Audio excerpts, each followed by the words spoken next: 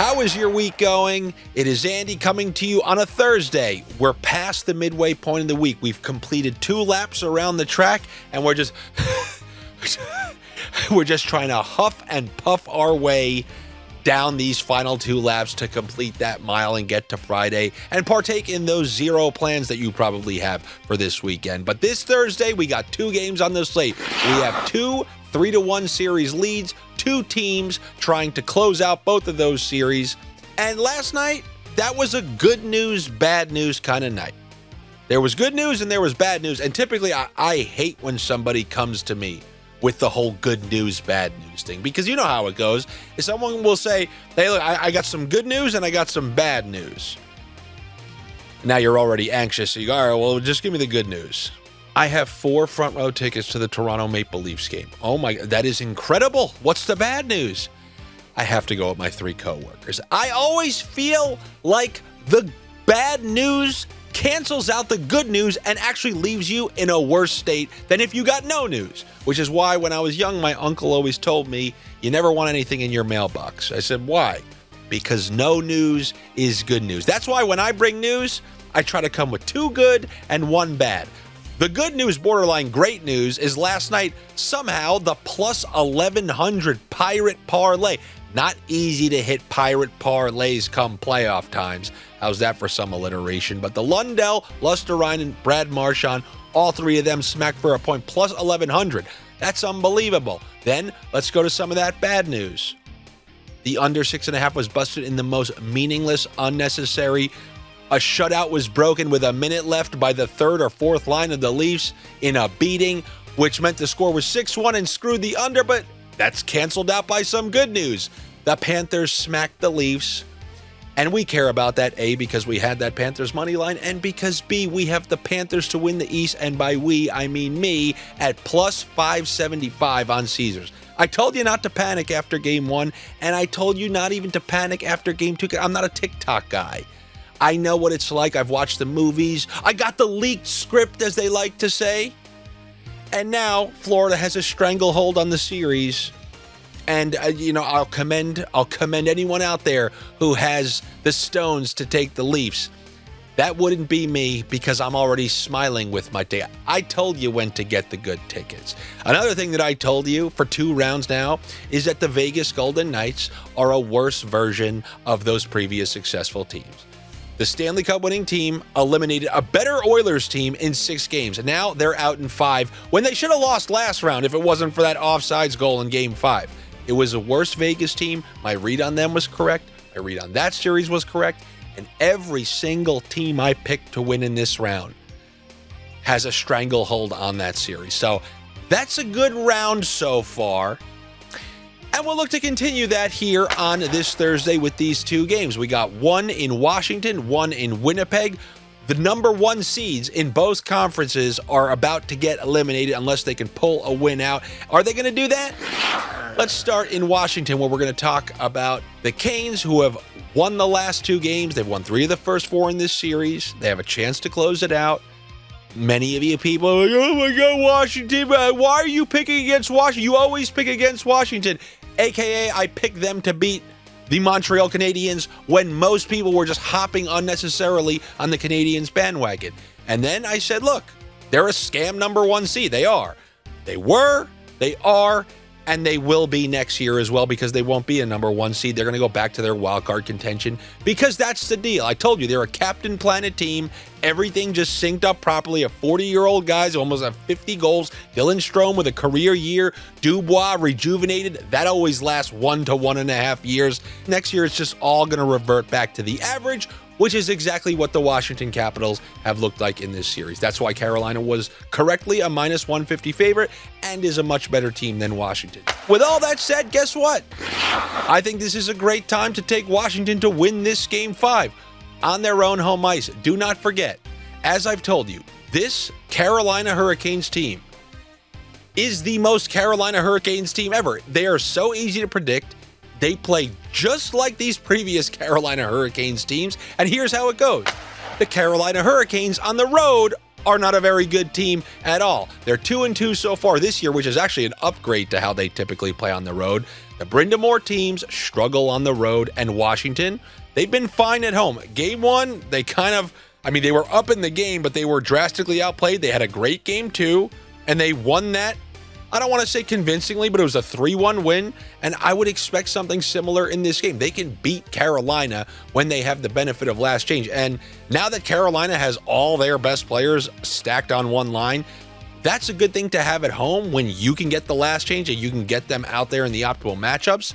But now Washington can actually match up against that top line in the way that they want, get the proper pairing out there, the proper checking line, and that will definitely be to their benefit in this home game that they need to win to stay alive. And I think they're going to do that. I think the Washington Capitals are going to beat the Carolina Hurricanes in this Game 5, only to lose in Carolina Game 6.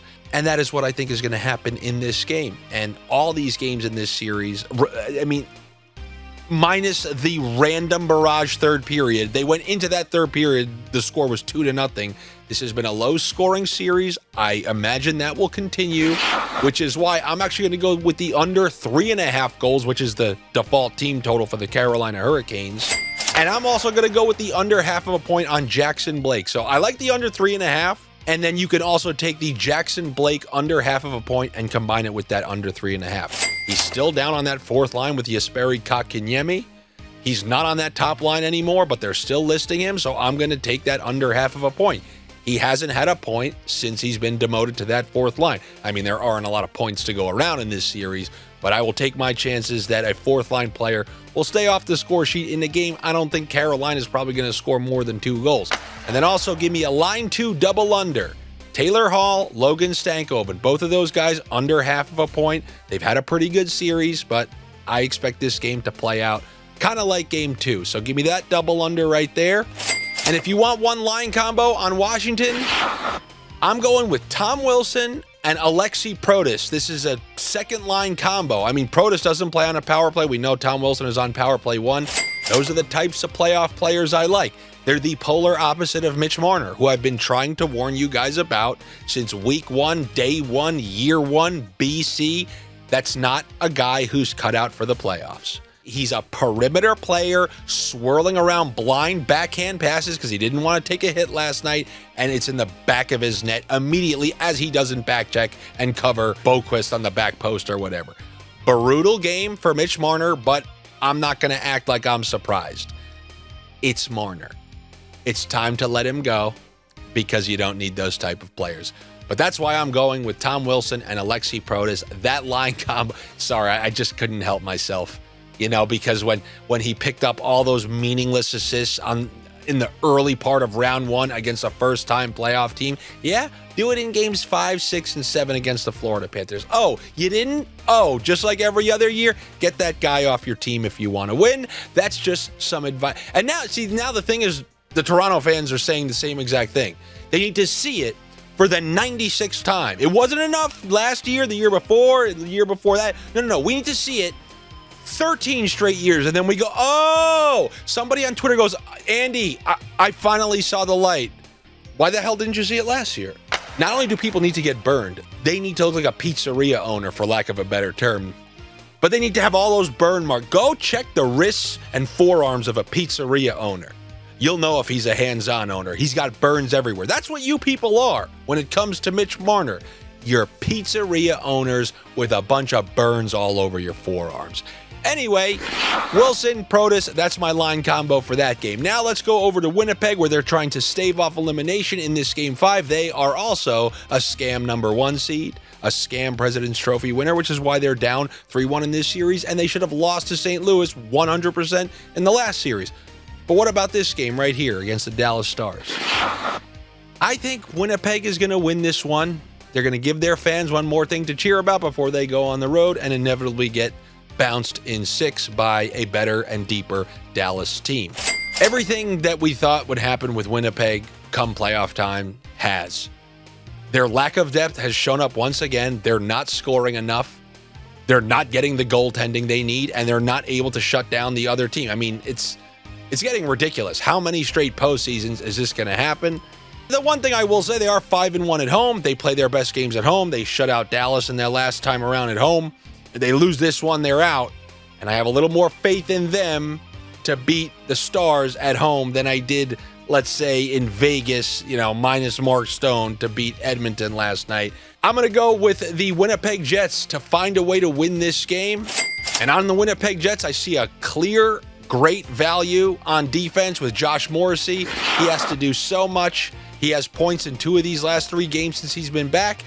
And I like his chance for a point. Plus 108 in a game at home. That power play is good once they have all their 5 guys back, and they do. They've clicked a couple of times. Plus 108 for that Morrissey point. And something since he's come back, I've run it all 3 games. It's hit 2 out of 3.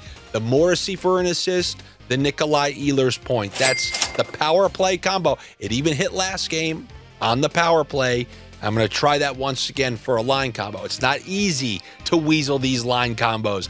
When you have a 0-0 game in overtime and that game involves the Edmonton Oilers, obviously there's not a lot of scoring to go around. So I'm trying to pick and choose the line combos carefully, but I kind of like that Josh Morrissey with Nikolai Ehlers. And then on the other side, give me a line 2 double under. Mason Marchment, Tyler Seguin. I don't think either of them have a single point in this series. And I'm going to look for that to continue. I mean, even if, let's say they get 2 goals, I have a lot of faith that it's not going to be Marchment and Seguin. They haven't played particularly well in this series. They don't get a ton of power play time. And I'm going to take that double under on the both of them. And that is what I have for you here on a Thursday. Got a couple of home teams winning. Good luck to them. Better luck to me. Make sure you're subscribed here to my YouTube channel.